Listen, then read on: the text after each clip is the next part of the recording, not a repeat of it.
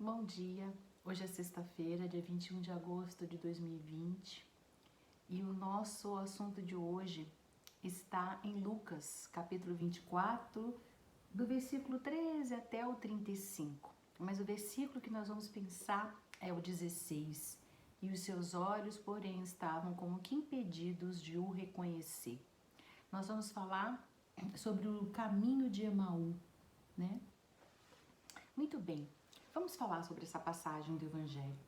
Os discípulos no caminho de Emaús, né? Emaús estava localizada a cerca de 11 quilômetros de Jerusalém. Dois discípulos anônimos, eles viajavam de Jerusalém para Emaús, no dia da ressurreição de Jesus, quando o Senhor se juntou a eles. Versículo 15. E aconteceu que, enquanto conversavam e discutiam, o próprio Jesus se aproximou e ia com eles. O 16. E os seus olhos, porém, estavam como que impedidos de o reconhecer. Quantos momentos, com olhos machucados e o coração ferido, não discernimos a presença do Mestre. Essa frase e as próximas, elas são retiradas de uma música da minha cunhada, a pastora Ludmila Ferber. O nome da música é Diz Pra Mim, né? E ela fala sobre o caminho de Emaú. E eu achei muito bonito.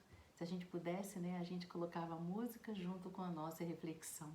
Mas depois que vocês refletirem aqui comigo, vocês podem buscar. Eu acho que eu vou deixar lá para vocês escutarem, né, essa música tão bonita da Ludmila Ferber, Diz Pra Mim. E aí, vamos lá.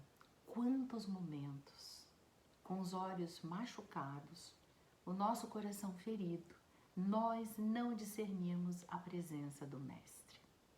Perguntamos a nós mesmos, quando nos perdemos no caminho que nos leva a Deus? Quando foi que nos distanciamos dele, do nosso Mestre?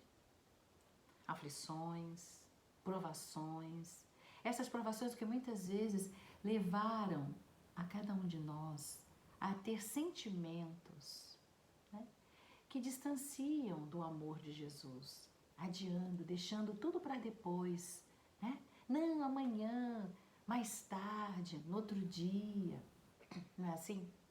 Quando eu tiver mais velho, eu vou ter tempo para essas coisas. Pois é, sempre deixamos para depois, mas aí chega um momento que não dá mais, né? O vazio na alma clama tão alto que voltamos os olhos para o Mestre e dizemos: eis-me aqui, Senhor. Como diz a música da Ludmila, redime o meu ser, restaura o meu viver. Todos nós, em algum momento, chegamos nessas frases, né, de uma maneira ou de outra. Miramês, através de João Nunes Maia, no livro Cristos, ele nos pergunta: qual de nós não temos o nosso caminho de Emaús? Né? Diante de situações difíceis, nós achamos que estamos sós. Na passagem bíblica, no versículo 30 dessa passagem, diz assim: e aconteceu que, quando estavam à mesa, quer dizer, Jesus foi com os dois discípulos, anônimos, está escrito lá, e eles iam conversando tal, e eles não tinham reconhecido Jesus. Mas eles se sentaram à mesa para comer junto com Jesus. E quando eles estavam à mesa, tomando ele, Jesus, né, o pão, abençoou e tendo partido lhes deu. Aí o versículo 31.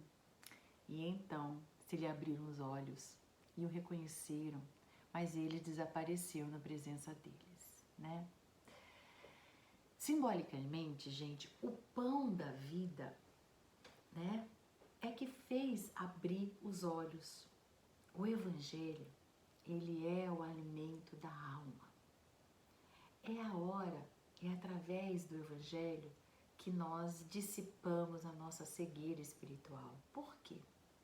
Exatamente porque o Evangelho nos modifica, nos transforma, restaura, como diz a música, né, o nosso viver, muda posturas, nos faz enxergar as mesmas situações de outro prisma, de um outro ponto de vista. Quando nós brigamos com alguém, nós achamos que somente nós estamos certos. Mas quando começamos a estudar o Evangelho, as palavras do Mestre, compreender o perdão, o amor, a compaixão, não é assim? Nós começamos a olhar o lado do outro também. Os problemas são os mesmos, mas as soluções, às vezes, encontram-se em outras dimensões, às quais só temos acesso quando esses sentimentos, né, de distonia são dissipados com entendimentos das verdades simples e delicadas e doces de Jesus. O nosso Mestre nos trouxe isso. As soluções de muitos problemas nossos não estão aqui no nosso dia a dia. Estão em outras dimensões, não é verdade? É necessário que esses sentimentos em distonias, de ódio, de raiva, de melindre, de vingança, de sensação de injustiça, de raiva, de ódio, sei lá, esses sentimentos que são distônicos, né? Como é que fala? Que trazem distonia, que desequilibram a nossa mente, o nosso coração, a nossa fala, o nosso olhar, a nossa maneira de enxergar, eles precisam ser dissipados, diluídos, né? E a gente só consegue isso quando a gente começa a entender, né, as doces palavras e exemplos do nosso Mestre. O nosso Rabi nos convidou: vinde a mim.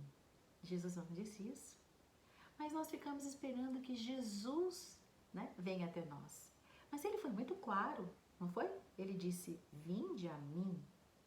E Bezerra de Menezes, no livro Recados do Meu Coração, né, de José Carlos de Luca, ele nos explica que nós precisamos nos elevar, né? Ou seja, ascensão espiritual para irmos até ele.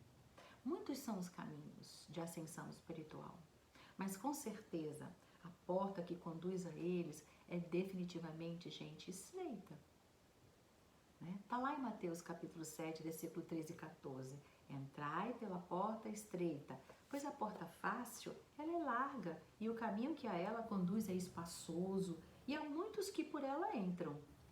Como a porta da vida é pequena, como o caminho que a ela conduz é estreito, e como há poucos que a encontram.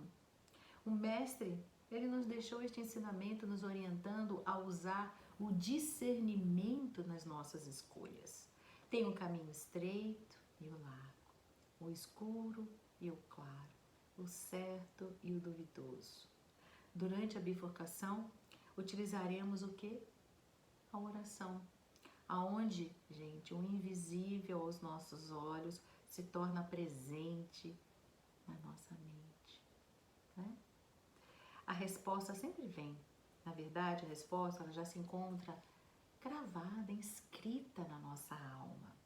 Mas se mesmo assim nós escolhermos um caminho diferente, não entremos em desespero. Deus é um Pai de amor e nos dará novas oportunidades de irmos por outra direção. Mas antes disso, amigos, não tenhamos dúvida, nós teremos que voltar pelo mesmo caminho, por todo aquele caminho que nós percorremos, refletindo e reparando no presente a mais escolhas do passado, né? As lições que nós aprendemos, elas são bagagem espiritual para o amadurecimento e que vai fornecer o quê? Linhas novas para nós costurarmos um novo futuro. Então são experiências, não entre em pânico, não entre em desespero. Oportunidades terão novas para que você, através dessas experiências, se fortaleça para novas escolhas. Então, como vamos caminhando vida fora, necessário que nós venhamos permitir que encontremos um mestre em cada rosto que cruza o nosso caminho, né? Amigos, tem uma frase do Dr. Roberto Chachik que diz assim: você já aprendeu, uma frasezinha interessante, atravessar paredes? É fácil atravessar paredes desde que você saiba aonde está a porta, né?